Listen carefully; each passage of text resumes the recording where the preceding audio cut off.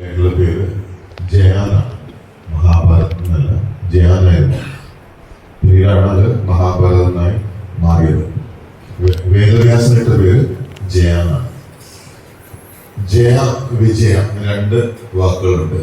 വിജയം എന്ന് പറഞ്ഞാൽ പുറമേയുള്ള എല്ലാ രാജ്യവും കീഴ്പ്പെടുത്തുക, കളിയിൽ ജയിക്കുക, പരീക്ഷയിൽ ജയിക്കുക, ഇതൊക്കെയാണ് വിജയം. ജയം എന്ന് പറഞ്ഞാൽ നമ്മുടെ ഇമോഷൻസിനെ, നമ്മുടെ വികാരങ്ങളെ, നമ്മളെ ജയിക്കലാണ് ജയം. അപ്പോൾ അതാണ് ജയ, വിജയ. ഇപ്പൊ മഹാഭാരതത്തിന്റെ മുന്നത്തെ പേരായിരുന്നു ജയാനായിരുന്നു. മഹാഭാരതം അന്ന് അവസാനിക്കുന്നത് ഒരു കഥയിലൂടെയാണ്. പിന്നീട് മാറ്റങ്ങളുണ്ട്. ആ കഥ ഇങ്ങനെയാണ്. പാണ്ഡവര് യുദ്ധം ചെയ്യുന്നു. 32-33 വർഷം ഹസ്തിനാപുരം യുധിഷ്ഠിരൻ രാജാവായി വാഴുന്നു. അതിമനോഹരമായിട്ടുള്ള രാജവാഴ്ചയായിരുന്നു എന്നാണ് പറയുന്നത്. പിന്നീട് അവർക്ക് ആ രാജ്യം ഉപേക്ഷിക്കുകയും മറ്റു അവകാശികളെ ഏൽപ്പിക്കുകയും വീരസ്വർഗം പ്രാപിക്കാനായിട്ട് അവർ പോവുകയാണ്. ഇങ്ങനെ പഞ്ചപാണ്ഡവന്മാര് വീരസ്വർഗം പ്രാപിക്കാൻ പോവാണ്. കൂടെ ദ്രൗപദിയുമുണ്ട്. അപ്പോൾ അതിങ്ങനെ ഒരു ഹിമാലയം കയറിയിട്ടാണ് സ്വർഗത്തിലേക്ക് പോകുന്നത്. അങ്ങനെയാണ് ആ കഥ. അവിടെ ലോജിക്കൊന്നോടെ നോക്കണ്ട. പോകുന്ന പോക്കില് ഓരോരുത്തർ വീഴാൻ തുടങ്ങുകയാണ്. പാഞ്ചാലി വീഴുന്നു. കാരണം 5 ഭർത്താക്കന്മാരിൽ വെച്ചിട്ട് കൂടുതൽ സ്നേഹിച്ചത് അർജുനനെ ആയതുകൊണ്ട്, അങ്ങനെ ഒരു വ്യത്യാസം കാണിച്ചത് കൊണ്ട് എലിജിബിൾ ആവുന്നില്ല സ്വർഗത്തിലേക്ക് പ്രവേശിക്കാൻ. അങ്ങനെ ദ്രൗപദി വീണു പോകുന്നു, നകുലൻ വീണു പോകുന്നു. സൗന്ദര്യത്തിനെ കുറിച്ച് കുറച്ചൊരു അഹങ്കാരം ഉണ്ടായിരുന്നത് കൊണ്ട്. അതുപോലെ ഭീമൻ വീഴുന്നു, ശക്തിയെ കുറിച്ച് കുറച്ച് ബോധം കൂടുതലായതുകൊണ്ട്. അങ്ങനെ ഓരോരുത്തരായിട്ട് വീണു അവസാനം യുധിഷ്ഠിരൻ മാത്രം ബാക്കിയാവുന്നു. യുധിഷ്ഠിരൻ ഉടലോടെ സ്വർഗത്തിൽ എത്തുന്നു.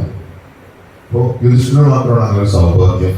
അപ്പൊ ഓരോരുത്തർ വീഴുമ്പോഴും തിരിഞ്ഞു നോക്കാൻ പാടില്ല എന്ന് പറയുമ്പോൾ, ആരും വീഴുമ്പോഴും യുധിഷ്ഠിരൻ തിരിഞ്ഞു നോക്കുന്നില്ല. ശബ്ദമൊക്കെ കേൾക്കുന്നുണ്ട്, അലർച്ചയൊക്കെ കേൾക്കുന്നുണ്ട്, പക്ഷെ യുധിഷ്ഠിരൻ തിരിഞ്ഞു നോക്കുന്നില്ല. യുധിഷ്ഠിരൻ എത്തുന്നു, സ്വർഗത്തിലെത്തുന്നു.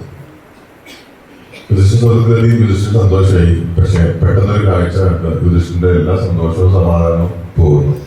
വേറൊന്നല്ല, കൗരവരും മുഴുവൻ അവിടെ ഇരിപ്പുണ്ട്. ആദ്യമായി കാണുന്ന ദുര്യോധന അവിടെ ഇരിക്കുകയാണ്. ഭയങ്കര ദുഷ്ടനാണെന്ന് അറിയപ്പെടുന്ന ദുര്യോധന സ്വർഗത്തിലിരിക്കും. ദുര്യോധനെ കണ്ടോടി സ്വർഗത്തിൽ വന്ന സകല സന്തോഷവും പോയി. ആർക്ക്? യുധിഷ്ഠിരൻ. ദുര്യോധനെ കണ്ടോടി അങ്ങോട്ട് കോപിഷ്ഠനായിട്ട് പൊട്ടിത്തെറിക്കണം. ആര്? യുധിഷ്ഠിരൻ. യുധിഷ്ഠിരന്റെ ഈ കോപം കണ്ട്, ഈ ദേഷ്യം കണ്ട് ദേവന്മാര് പറയുന്ന ഒരു സന്ദേശത്തിലാണ് ജയ അല്ലെങ്കിൽ മഹാഭാരതം വേദവ്യാസൻ അവസാനിപ്പിക്കുന്നത്. ആ സന്ദേശം എങ്ങനെയാണ്? എത്രയോ വർഷങ്ങൾക്ക് മുൻപേ നീയും നിന്റെ കൂട്ടനും കൊന്നു കളഞ്ഞവരാണ്. ഇത്രയും വർഷം കഴിഞ്ഞിട്ടും യുധിഷ്ഠിര, നിനക്ക് ഇവരോടുള്ള വിദ്വേഷം മാറിയിട്ടില്ലെങ്കിൽ പിന്നെ പ്രിയപ്പെട്ട യുധിഷ്ഠിര, നീ എന്ത് ജയമാണ് നേടിയത്? യുധിഷ്ഠിര, മഹാഭാരതം അവസാനിക്കും. അപ്പൊ ഏറ്റവും വലിയ ജയം എന്ന് പറയുന്നത് ക്ഷമിക്കാനുള്ള കഴിവ്, പൊറുക്കാനുള്ള കഴിവാണെന്ന വലിയ സന്ദേശത്തോടു കൂടിയിട്ടാണ് 125 ശ്ലോകം